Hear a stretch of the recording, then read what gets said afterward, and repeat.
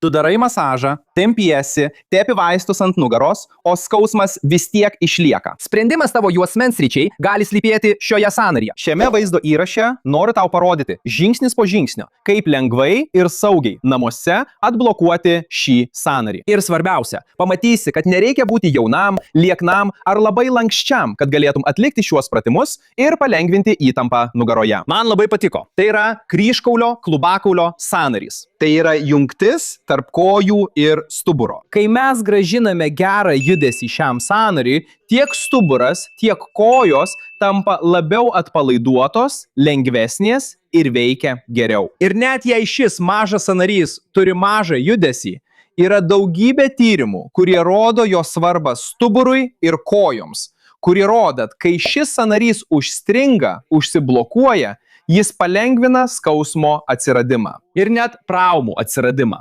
O šio sąnario pagerėjimas gali pagerinti net smūgio greitį ir jėgą futbolininkams. Pirmasis žingsnis, norint atblokuoti šį sąnarį ir pagerinti tavo kūno veiklą, yra šis. Atsigulk ant nugaros, išties kojas ir tau reikės kamolio, pagalvėlės arba pagalvės. Padėk tą pagalvę ar kamolį tarp kulkšnių. Ir šioje padėtyje atsipalaiduok.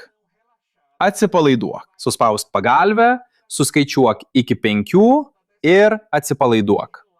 Tai pakartosi 3 kartus. Jei jausi skausmą keliuose arba čia prie kirkšnies, gali daryti tą patį su pagalve ar kamoliu tarp kelių. Suspausk, suskaičiuok iki 5 ir atsipalaiduok. Ei, tai tikrai gerai. Antras žingsnis – veiks tiesiai į kryžkaulio klubinį sąnarį. Čia tikslas yra sukurti erdvę, tarsi mes atvertume abu sąnarius – dešinįjį ir kairįjį tuo pačiu metu. Toliau, gulėkite ant nugaros, dabar sulenktomis kojomis ir naudosite diržą. Uždėkite šį diržą virš kelių, štai, maždaug tokiame aukštyje.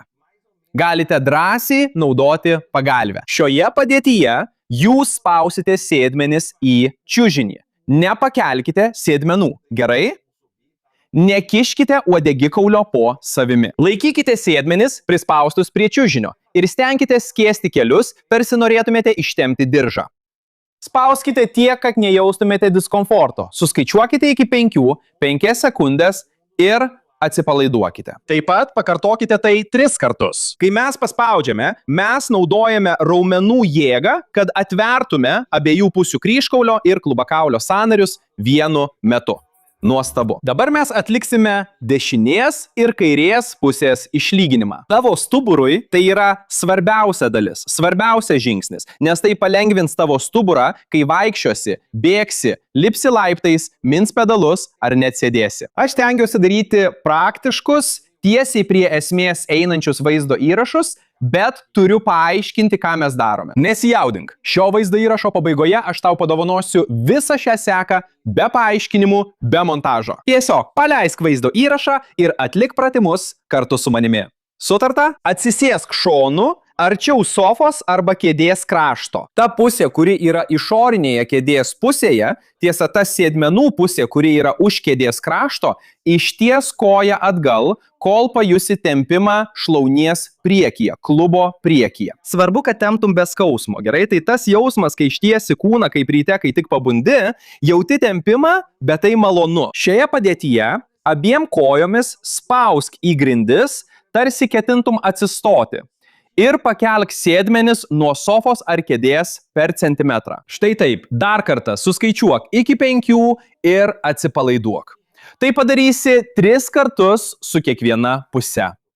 Jau nuo pirmo karto, kai tai padarai, pajunti, kad stuburui daug lengviau. Bet jei tai darysi kiekvieną dieną, palengvėjimas bus daug ilgalaikiškesnis. Kitas žingsnis – išmokti sumažinti spaudimą stuburui. Aš jau parodžiau, kaip tai padaryti šiame vaizdo įraše čia.